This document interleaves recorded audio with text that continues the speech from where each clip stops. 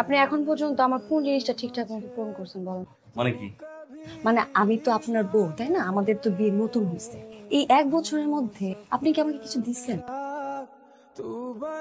আপনার মাসে বেতন কত? বেতন 35,000 টাকা। বলো বেতন বন্ধ, তুমি জানো না? আমার বাসায় 5 জন মানুষ। 5 জন মানুষের পিছনে আপনার কি সমানভাবে খরচ করার কথা না? আচ্ছা, আমি তো আপনার বউ, তাই না? সেই জায়গা থেকে কি আমার একটু অধিকার আছে যে আপনি মাসে যেই টাকাটা পান কিংবা এই সংসার কিভাবে খরচ করেন এইটা জানার অধিকারটা কি আমার আছে? বাসা ভাড়া বাবদ গেছে 10,000, বাজার বাবদ 8,500 মতো, আব্বা 1,000 টাকা নিছে, প্রীতি 2500, আর আম্মার ওষুধ বাবদ 3700 মতো। এই কি হয়েছে তো আজকে? আপনি এখনই সব টাকা খরচ করে ফেলছেন। এখনো তো 8 দিন বাকি মাসে, কিভাবে চলবে? ঠিক আছে, বাকি মাসের হিসাব যেহেতু তুমি চাইছো, আমি একটা বিষয় তোমায় কখনো বলি নাই। আমি প্রতি মাস শেষে সামান্য কিছু অ্যামাউন্ট লোন করি, বেশি না, 3,000, 5,000, এটাও পরের মাসে বেতন পাওয়ার পরে আবার পরিশোধ করে দিই, সমস্যা হয় না। আপনি যেই টাকা পান ওগুলার বাহিরে আপনি লোন করতে হয় আপনার? আপনি আমাকে কিছু দিবেন না? আপনি এখন থেকে আমাকে প্রত্যেক মাসে 5,000 টাকা দিবেন। লোন করে দিবেন না কিভাবে আনবেন এটা আমার দেখার বিষয় না। আমার 5,000 টাকা লাগবে। দিলাম, খুশি? আমার মামা ঠিকই বলছিল। কি বলছে মামা? মামা কি বলছে এটা বড় কথা না।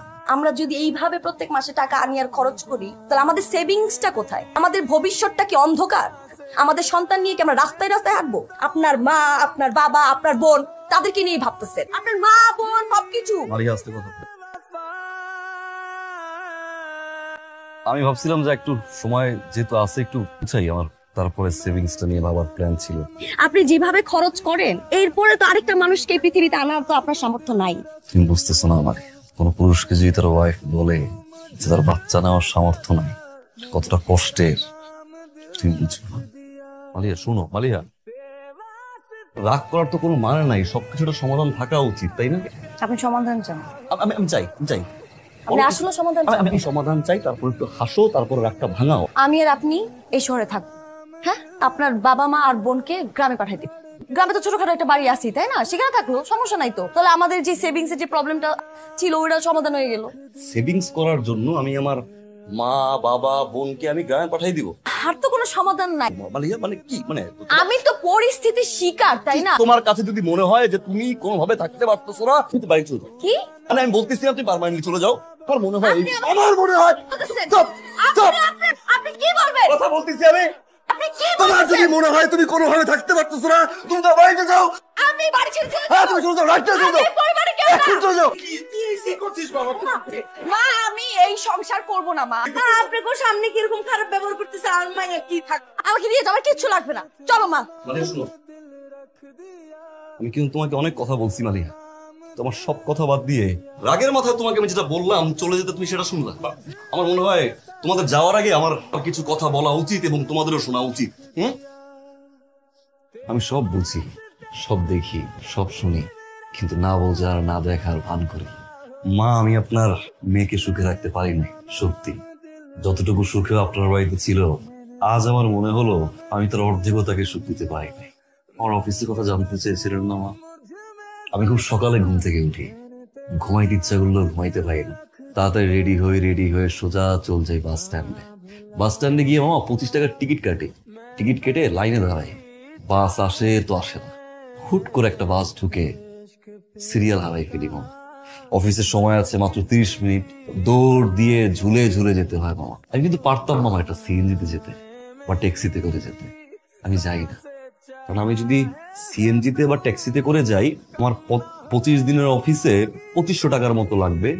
যে 2500 টাকা যদি আমি সেভ করি অ্যাটলিস্ট আমার ছোট বোনের হাত খরচটা হবে মামা। সেখান থেকে অফিসে যাই, অফিসে যাওয়ার পর 9 ঘন্টা অনেক প্রেশার সহ্য করতে হয় আমার। 19 থেকে 20 হয়ে গেলি বসের জারি, আজে বাজে কথা বলে, প্রজেক্টের যদি কোনোভাবে কোনো ভুল হয় নানান রকম ভাবে ইনসাল্ট করে। খুব আত্মসম্মান বলে লাগে মা, কিন্তু কিচ্ছু বলতে পারি না। কেন জানেন? আমি একজন মধ্যবিত্ত, তাই অফিসের ওই 35,000 টাকা দিয়ে আমার পুরো সংসার চালাতে হয়। অফিস শেষ করে আবার বাস স্ট্যান্ডে যাই, বাসের সেই ভিড় ঠেলে যখন বাসার কাছে আসি মামা, তখন মনে হয় পকেটে তো বাজারের লিস্টটা বের করে সোজা চলে যাই বাজারে, 10 টাকা 20 টাকা নিয়ে দামাদামি করি। এক হাতে অফিসের ব্যাগ, আর এক হাতে বাজারের ব্যাগ নিয়ে মামা হেঁটে হেঁটে আসি আমি। আমি আপনার ভাগ্নের মতো সুখে নাই, অনেক কষ্ট আমার করতে হয় মামা, কিন্তু আমার ফ্যামিলি নিয়ে আমি সুখে ছিলাম মামা। মা, আপনার কি মনে হয় না যে আপনার ছেলের মতো আমারও ইচ্ছা করে সিঙ্গাপুরের ফ্লাইটে আপনার মেয়েকে নিয়ে আমি হানিমুনে যাই? আমার ইচ্ছা করে মা, সামর্থ্য নেই কারণ আমি একজন মধ্যবিত্ত। আমি যখন একটা শপিং মলে যাই, একটা দামি শার্ট দেখে আমার খুব ইচ্ছা করে যে আমি আমার বাবার জন্য কিনি, দামি একটা শাড়ি দেখে ইচ্ছা করে আমার মায়ের জন্য কিনি, আমার বউয়ের জন্য কিনি, কিন্তু কখন ইচ্ছা করে না মামা নিজের জন্য কিনি। আধুনিকতার ছোঁয়া কিন্তু আমার ভিতরে আছে মামা, কিন্তু ভুলে যাই। কেন জানেন? আমি একজন মধ্যবিত্ত, তাই আমার স্বাদ আছে, সাধ্য নাই। কিন্তু মা বিশ্বাস করেন, আমি 11 মাস সুখে ছিলাম, আমি 11 মাস শান্তিতে ছিলাম, তবে এখন আর সুখে নাই, এখন আর শান্তিতে নাই মা। যে ঘরটাকে আমার স্বর্গ মনে হতো না, সেই ঘরটাকে এখন আমার নরক মনে হয়। কেন মা জানেন? আপনি এবং আমার প্রচন্ড বেয়াদব মামা সুন্দর মতো করে কেড়ে নিছেন। এত কষ্ট করে বাসায় যখন আসি, আসার পরে শার্টের বুতাম খোলার আগে আপনার মেয়েকে আমার হিসাব দিতে হয়। আমার 35,000 টাকা কোথায় যায়, 35,000 টাকা থেকে 35 পয়সা কোথায় খরচ হচ্ছে আমার হিসাব করতে হয়। একজন মধ্যবিত্ত কখনো কাঁদতে পারে না মা, কারণ তার কান্না শোনার জন্য কেউ থাকে না। আমি কাঁদতে ভুলে গেছি মা। আপনার মেয়েকে আমি দামি পোশাক দিতে পারি নাই, সুখে রাখতে পারি নাই, কিন্তু মা ভালোবাসতে পেরেছিলাম যেটা আপনার মেয়ে চেয়েছিল আমার কাছে। আমার যে কয়দিন পর্যন্ত এই নিঃশ্বাস আছে, আমার মায়ের জন্য আমি করব, আমার বাবার জন্য আমি করব, আমার ছোট বোনটার জন্য আমি করব। এতে যদি আমার কষ্ট হয়, আমার যদি রক্ত বিক্রি করতে হয়, যদি আমাকে কেউ ছেড়ে চলেও যায়, আমার কোনো আপত্তি নেই। মালিয়া, আমি তোমাকে অনেক ভালোবাসি, এটা সত্যি। আমি তোমাকে ছাড়া থাকতে পারবো না, এটাও সত্যি। সারা জীবন আমার দরজা তোমার জন্য খোলা থাকবে। তুমি যদি যেতে চাও যাও, আমার কোনো আপত্তি নেই। একটা বিষয় মনে রাখবে মালিয়া, আমার ঘরের দুয়ার সারা জীবন তোমার জন্য খোলা থাকবে। যেই দিন আসতে চাও তুমি আসবা, যেদিন আসবা সেদিন এটা মাথায় রেখে আসতে হবে, আমার পরিবার তোমার পরিবার, আমার মা তোমার মা, আমার বাবা তোমার বাবা, এটা মেনে নিয়েই তোমার চলতে হবে।